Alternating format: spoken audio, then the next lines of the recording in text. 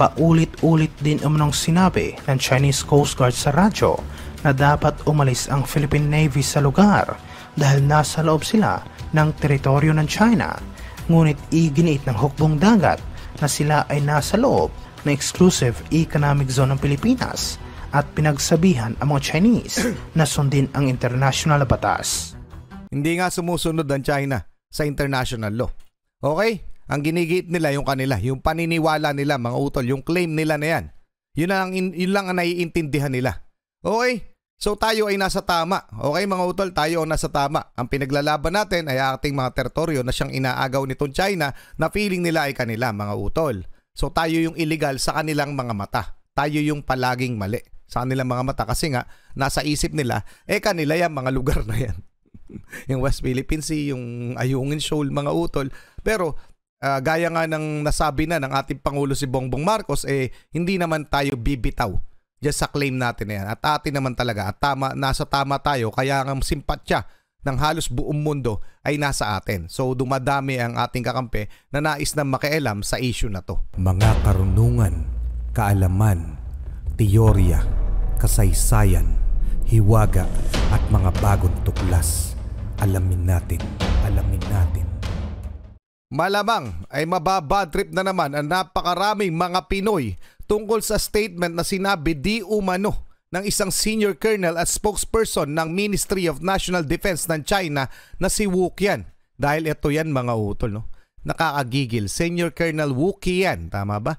Ng PLA, People's Liberation Army ng China, nagsabing Chinese militia lang umano ang tatalo sa ating Philippine Coast Guard. Ito yung mula kay PHTV. Pakisubscribe siya, pakilike na rin yung video. Bago natin alamin yan, mamaya dadagdagan natin at saka titignan natin kung ano nga ba yung tinatawag na Chinese Maritime Militia. Okay mga utol, game na.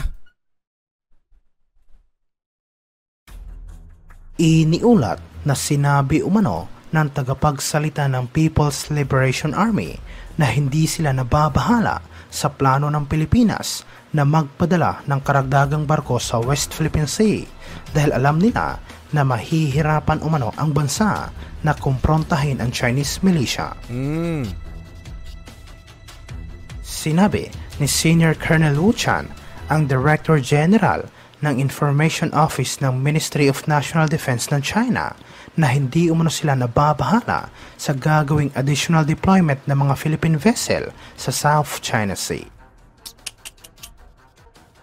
Sinabi niya na wala umanong kakayahan ang gobyerno ng Pilipinas na kumprontahin ang kanilang mga fishing boats sa South China Sea at kampante sila dahil sapat umano ang kanilang mga Coast Guard ships na nakadeploy sa nasabing karagatan.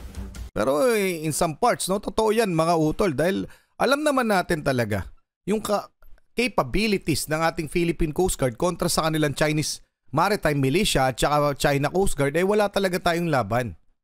Sa mga equipments pa lang, sa mga barko pa lang, lugin-lugin na. Diba napakalalaki ng kanilang mga barko? Halos triple yung sukat sa barko ng ating Philippine Coast Guard. Bukod pa doon, ubod ng dami nila. Kahit pa isagad na natin ang ating Philippine Coast Guard ay hindi po natin kayang tapatan yung bilang ng mga yan. Okay mga utol, mamaya ipapakita ko sa inyo yung nakalap kong impormasyon sa Google kung ano man yung tungkol sa Chinese Maritime Militia. Okay, tuloy na muna natin. Binigyang diin naman ni Wu Qian na dapat umanong umiwas na lang ang Pilipinas sa anumang gulo dahil alam ng Manila na ang China lamang ang may tanging karapatan at kakayahan na pangalagaan at proteksyonan ang South China Sea. Iniulat ito matapos kinundina ng mga Philippine officials ang patuloy na ginagawang panghaharas at agresibong pag-uugali ng mga Chinese vessel dahil sa muling pagtatangka nito na harangan ang mga Philippine troops na nagsasagawa ng resupply mission sa Ayungin Shoal.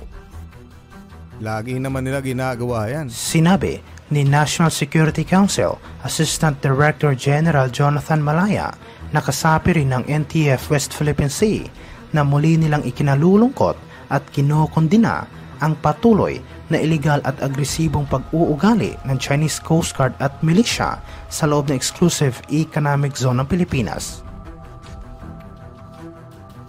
Binigyang diin ni Malaya na tanging ang gobyerno ng Pilipinas lamang ang mayroong sovereign right na magsagawa ng mga law enforcement operations sa lugar dahil ang Ayungin Shoal ay nasa loob na exclusive economic zone ng bansa. Na nga mga utol, no? Nandun na tayo sa senaryong atin yan at inaagaw yan ng China. Ngunit sa panig ng China, feeling talaga nila ay kanila. So yun po yung talagang iginigiit nila mga utol sa hindi lang sa atin sa Pilipinas kundi sa buong mundo na wag pakialaman dahil kanila yan. Okay mga utol, para dagdagan ito at para mas malaman ninyo kung bakit ko nasabi yun. Ayan mga utol, ito'y mula sa China Daily ha. Ayan mga utol, ang pahayag ng China. China urges Philippines to abide by commitments, cease provocative actions in South China Sea. So, ito si Wu Qian mga utol, no? Ministry of National Defense spokesman Wu Qian, okay? China's Defense Ministry on Tuesday urged the Philippines to abide its commitment by its commitments regarding Renai Reef. So, Ayungin Shoal po yan in the South China Sea and immediately cease all provocative actions. Okay? Sa madalit sabi, sa mata ng China, tayo pa yung nagpo-provoke o gumagawa ng mga provocative actions sa kanila. Okay? Hindi sila. Tayo yung mali. Tayo yung pumapasok sa teritoryo natin sa Ayungin Shoal. Kasi nga, ang nasa isip nila ay kanila yon. Okay? Tuloy muna natin. The ministry spokesman, Wu Qian, made the remarks in response to the Philippines Armed Forces and the U.S. Defense Department spokesperson condemning China for intercepting Philippine vessels which transported personnel and supplies to Renai Reef, which is Ayungin Shoal. Wu said that China has sovereignty over the Nansha Island, including Renai Reef, based on sufficient historical legal grounds. He noted that in recent times, the Philippines has The Philippines has violated its commitment and attempted to transport construction material used for repair and reinforcement to its illegally stranded ship. Ayan, para makita nyo mga utol. Sa madalit sabi, sa isip nitong Chinese government, tayo yung illegal na pumapasok sa Ayungin Shoal. Yun lang po. Yun yung gusto nilang iparating sa buong mundo. Na amin niyang Renai Reef o yung Ayungin Shoal na itong Pilipinas ay pilit pumapasok at gustong mag-construct ng materials dyan sa aming teritoryo. So, teritoryo nga ba ng China ang Ayungin Shoal? Okay? Kung titingnan po natin ang mapa ay talagang teritoryo o pasok sa exclusive economic zone ng Pilipinas at continental shelf po ng Pilipinas itong Ayungin Shoal na pilit iginigiit pa rin ng China na kanila. So sa mata nila, tayo yung illegal na pumapasok doon. Ganon yan mga utol. So paulit-ulit yan, no? These acts violated China's sovereignty and goes against the Declaration of Conduct Parties in the South China Sea. Okay? Sovereignty ng China. Ibig sabihin, sila yung may supreme authority dun sa lugar. Yan po ang kanilang pilit ipinaglalaban. Okay? And ito pa, yung ano nila sa US, no? The US is not a party directly involved in the South China Sea issue and has no right to meddle with it. Okay? So, nakakainis, di ba? Mga utol. So, yun talaga yung paninindigan o stand nila. Kami yan, huwag kayong makialam, huwag kayong manghimasok dyan. Kaya tayo dinadarag nun. And kaya lang rin naman tayo dinadarag ng mga yan ng China, alam nilang kaya nila tayo. Yun lang po yung number one na dahilan nila. Okay, tuloy na natin. Ito ang tugon ni Malaya sa mali umanong pahayag ng Chinese Coast Guard na kung saan sinabi nito na mga Philippine vessel ay iligal na pumasok sa kanilang karagatan ng walang pahintulot mula sa Chinese government at inakusahan na nagsasagawa ng iligal na transportasyon ng mga construction materials sa BRP Sierra Madre. Grabe, di ba? Noong September 8, nagsagawa ng panibagong resupply mission ang AFP kasama ang mga barko ng Philippine Coast Guard sa Ayungin Shoal para sa mga Philippine Marines na nakaistasyon sa BRP Sierra Madre, isang grounded na Navy ship na nagsisilbing outpost ng Pilipinas sa Ayungin. Ngunit habang naglalayag ang mga Philippine vessel, hinaras sila ng 4 na Chinese Coast Guard ships kasama ang ilang mga Chinese militia at sinabi na sinubukan umano silang palibutan ng mga barko ng China. Samantala sa ibang aspeto naman, iniulat na isang source. Teka lang, bago tayo dumako sa ibang aspeto mga utol. No, dahil nga yun yung stand ng China na kanila yun. Grabe. So tayo yung illegal doon. Ganoon na yung mga utol, no? Pero ang tanong ko, kailan nila bibitawan yan? Palagay ko parang hindi na, no?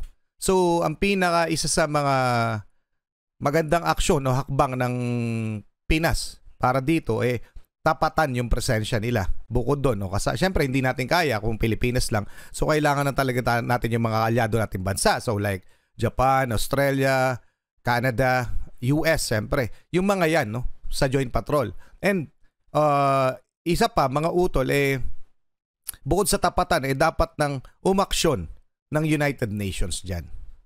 Kailangan sila yung umaksyon dyan at sila yung mag-enforce ng kanilang international law na tinatawag na pilit nilang itaboy ang China nang hindi gumagamit ng armas. Okay? Feeling ko naman, pag nagsanib-sanib yung mga bansa, kahit mga 100 bansa man lang, nasabihan itong China ng, kumbaga, tapatan na rin nila na. Kung hindi kayo aalis, gigirahin namin kayo. Parang ganun, daragan na. By intimidation. Yun lang siguro. Pero yung klase ng lagay ng pag-uutak nitong Chinese government, hindi na to aalis dyan sa ating mga teritoryo. Pero anong masasabi nyo dyan? Anong pwede nyong ikomento, mga utol, tungkol sa issue na to? Usapin na pangaangkin talaga ng China, talaga sa isip nila kanila. Pa-comment na lang mga utol kung anong pwedeng gawin na aksyon pa ng ating gobyerno tungkol dito. Na nagkaharap na umano ang mga barko ng Philippine Navy at Chinese Coast Guard malapit sa Ayungin Shoal at sinabi na nagkagirian umano ang mga tripulante ng hukbong dagat at mga Chinese. Sinabi sa report na sinubukan umanong harangan ng Chinese Coast Guard Vessel 5201 ang BRP Andres Bonifacio ng Philippine Navy na nagsasagawa sana ng pagpapatrolya malapit sa Ayungin Shoal. Pati pagpapatrolya natin hinaharang. Ngunit sinabi ng Philippine Navy na hindi umano sila nagpatinag at binalaan nila ang Chinese Coast Guard na kung susubukan nilang lumapit sa BRP Andres Bonifacio, mapipilitan umano silang gumamit ng dahas. Paulit-ulit din umanong sinabi ng Chinese Coast Guard sa radyo na dapat umalis ang Philippine Navy sa lugar dahil nasa loob sila ng teritoryo ng China. Ngunit iginiit ng hukbong dagat na sila ay nasa loob ng exclusive economic zone ng Pilipinas at pinagsabihan ang mga Chinese na sundin ang international na batas. Hindi nga sumusunod ang China sa international law. Okay? Ang ginigit nila yung kanila, yung paniniwala nila mga utol, yung claim nila na yan. Yun lang ang naiintindihan nila. Okay? So tayo ay nasa tama. Okay mga utol, tayo ay nasa tama. Ang pinaglalaban natin ay ating mga teritoryo na siyang inaagaw nitong China na feeling nila ay kanila mga utol. So tayo yung illegal sa kanilang mga mata. Tayo yung palaging mali sa kanilang mga mata kasi nga nasa isip nila, kanila yan mga lugar na yan. Yung West Philippine Sea, yung Ayungin Shoal mga utol. Pero gaya nga ng nasabi na ng ating Pangulo si Bongbong Marcos, hindi naman tayo bibitaw dyan sa claim natin na yan. At atin naman talaga, at nasa tama tayo, kaya ang simpatya ng halos buong mundo ay nasa atin. So dumadami ang ating kakampi na nais na makialam sa issue na to. Okay? So doon medyo hindi ako nag-aalala dahil nga parami ng parami at palakas ng palakas ang ating mga kaalyado at handang kumampi at tumulong sa Pilipinas sa usapin na to. Napakarami na pong bansa ang naghahain ng mga kanilang pagtulong tungkol dito sa usapin sa West Philippine Sea. Okay, tuloy na natin. Iniulat ito matapos itinanggi ni Armed Forces of the Philippines Chief General Romeo Browner Jr. ang ulat na tumanggi ang gobyerno ng Pilipinas na lumahok sa trilateral naval drill ng Japan, Estados Unidos at Australia sa South China Sea. Sinabi ni Browner sa media na yung nabasa nila sa Kyodo News ay kasalukuyang vini-verify sa kanilang counterpart sa Japan, Estados Unidos at Australia at kung meron silang activities na ganon ay hindi sila informed tungkol dito. Binigyang diin niya na hindi totoo yung sinasabi ng media na nag-decline ang Armed Forces of the Philippines sa pinaplanong pagsasanay at nilinaw niya na hindi umano sila sumama o nag-commit ng barko. Binanggit ng ilang hindi pinangalanang opisyal na iniulat umano ng Kyodo News Agency na mga puwersa ng Japan, Estados Unidos at Australia ay magsasagawa ng joint naval exercise sa South China Sea. Sinabi sa report ng Japan Maritime Self-Defense Force ay ipapadala ang kanilang pinakamalaking destroyer na tinawag na Izumo, habang ang Royal Australian Navy at ang US Navy naman ay inaasahang magpapadala ng kanilang mga amphibious assault ship na Canberra at Amerika. Well, anyway mga utol, etong tinatawag na joint patrol ng nakasama natin yung mga ibang bansa, yung mga kapanalig natin bansa, yung mga kaalyado natin, niluluto na o nakahain na sa ating kapulungan. Okay, pinag-uusapan na lang and it's a matter of time kung kailan ito magsisimula. Malamang sa malamang next year, early next year, mangyayari na yan. Dahil nga, sobra na yung pagiging agresibo ng China. Okay?